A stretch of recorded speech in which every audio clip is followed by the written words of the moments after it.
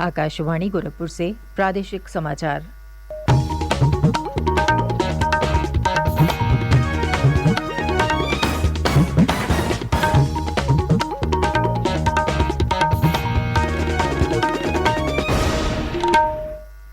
नमस्कार, समाचार बुलेटिन के साथ मैं सुकीर्ति अस्थाना। पहले मुख्य समाचार।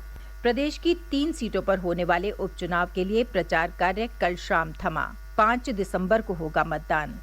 प्रदेश में बिजली कर्मियों और अभियंताओं की हड़ताल समाप्त। ऊर्जा मंत्री A.K. शर्मा ने कहा, सरकार बिजली कर्मियों की मांगों के प्रति है गंभीर। अंतर्राष्ट्रीय दिव्यांग दिवस पर दिव्यांगजनों को प्रदान किए गए राज्य स्तरीय पुरस्कार। प्रदेश भर में आयोजित हुए विविध कार्यक्रम। और प्रदेश में हुई 2 अलग अलग सड़क दुर्घटनाओं में 7 लोगों की मौत, कई अन्य घायल।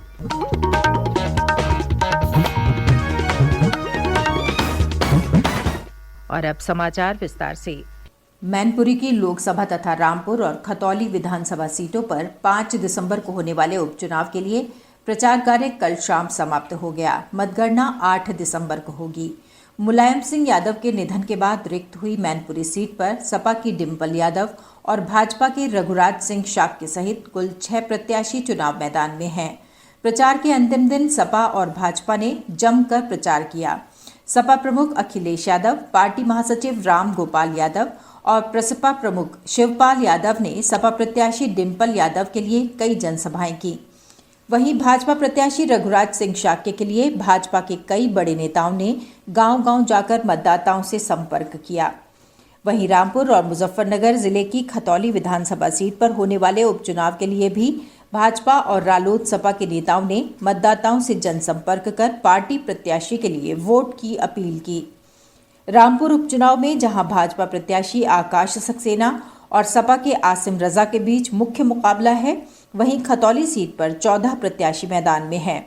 मुख्य मुकाबला भाजपा की राजकुमारी सैनी और रालोद सपा गठबंधन के प्रत्याशी मदन भैया के बीच है। उपचुनाव में कांग्रेस और बसपा ने अपने प्रत्याशी नहीं उतारे हैं। प्रदेश में बिजली कर्मियों और अभियंताओं की हड़ताल कल समाप्त हो गई। ऊर्जा मंत्री A.K. शर्मा के साथ बैठक के बाद कर्मचारी संगठनों ने ये फैसला किया। ऊर्जा मंत्री ने कहा कि सरकार बिजली कर्मियों की मांगों के प्रति गंभीर है। उन्होंने कहा कि कर्मचारियों के द्वारा कार्य बहिष्कार के दौरान बिजली आपूर्ति में आई बाधा को तत्काल दूर किया जाए।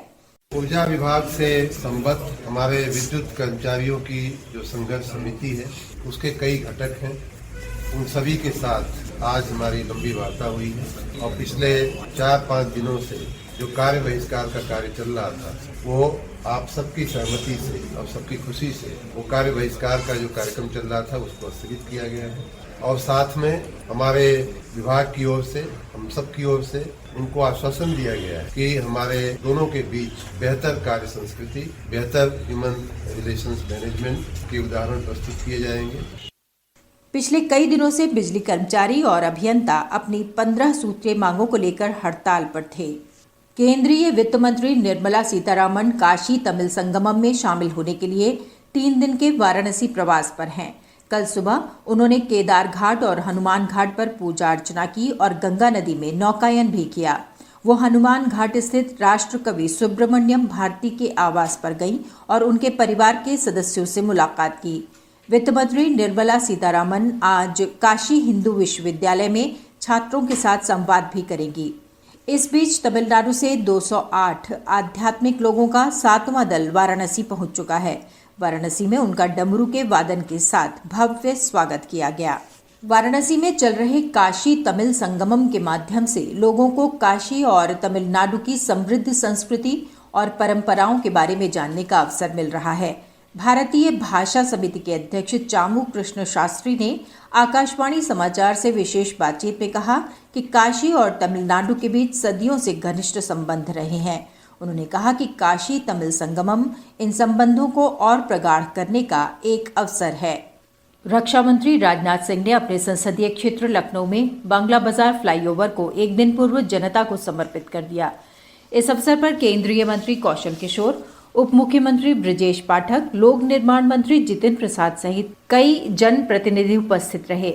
लक्ष्य से 4 माह पहले तैयार इस फ्लाईओवर से लाखों लोग लाभान्वित होंगे। इस फ्लाईओवर का निर्माण फरवरी 2021 में शुरू हुआ था, जिसे पूरा करने का लक्ष्य मार्च 2023 था, लेकिन इसे उत्तर रेलवे ने समय से पहले पूरा कर दिया। ये flyover Alamnagar Utretia bypass railway line के बांग्ला बाजार बिजनौर मार्ग स्थित फाटक पर बना है।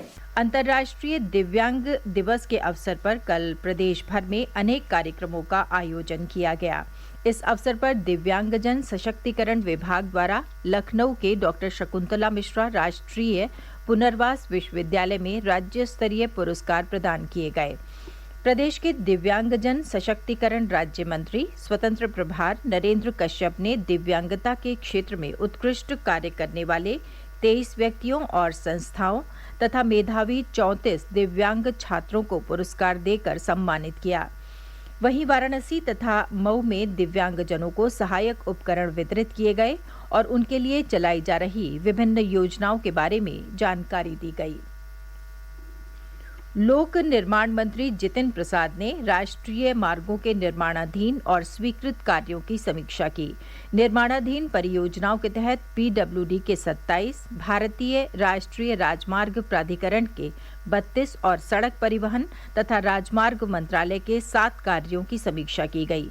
लोक निर्माण मंत्री ने निर्देश दिया कि प्रदेश में राष्ट्रीय मार्गों पर स्वीकृत जो कार्य अभी आरंभ नहीं हो पाए हैं, उनकी बाधाओं को मार्च 2023 तक दूर करते हुए कार्य प्रारंभ कराएं। समाजवादी पार्टी के पूर्व मंत्री आजम खान के खिलाफ रामपुर की सदर कोतवाली में एक और मुकदमा दर्ज कराया गया है। उन पर मंडलायुक्त और चुनाव आयोग के खिलाफ अमर्यादित भाषा का प्रयोग करने का आरोप है। 2 दिन के भीतर आजम खान पर यह दूसरा मुकदमा है। चुनाव निगरानी समिति ने ये मुकदमा दर्ज कराया है। पिछली 2 दिसंबर को भी रामपुर के गंज थाने में आजम खान के खिलाफ महिलाओं को लेकर अमर्यादित टिप्पणी करने पर मुकदमा दर्ज किया गया था। लोकसभा सांसद और ऊर्जा पर स्थायी संसदीय समिति के अध्यक्ष जगदम्बिका पाल ने कल सिद्धार्थनगर जिले में national thermal power corporation NTPC तथा जिले के अधिकारियों के साथ बैठक की। इस बैठक में पराली से ऊर्जा बनाने संबंधी विभिन्न मुद्दों पर विचार विमर्श किया गया।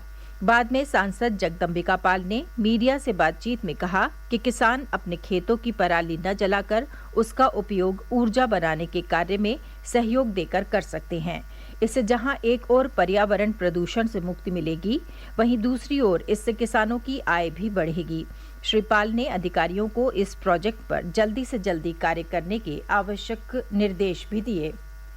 आगरा और उन्नाव में हुई 2 अलग अलग सड़क दुर्घटनाओं में 7 लोगों की मौत हो गई, जबकि कई अन्य घायल हो गए।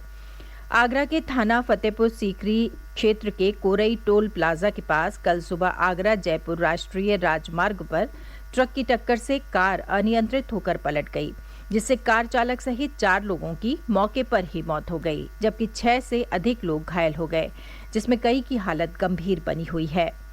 राजस्थान के जिला रामसमंद के गांव सरोड के रहने वाले एक ही परिवार के लोग बारात लेकर पटना जा रहे थे।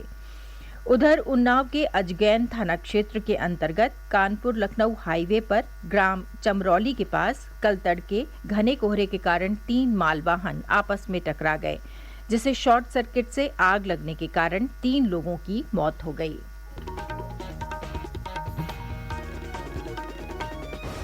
अंत में मुख्य समाचार एक बार फिर।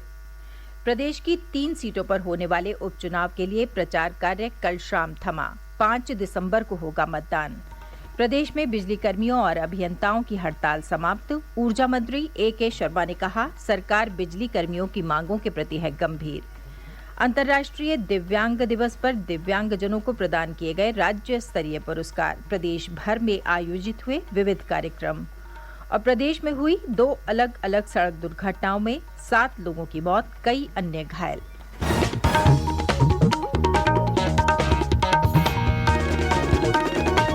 इसके साथ ही ये समाचार बुलेटिन समाप्त हुआ। नमस्कार।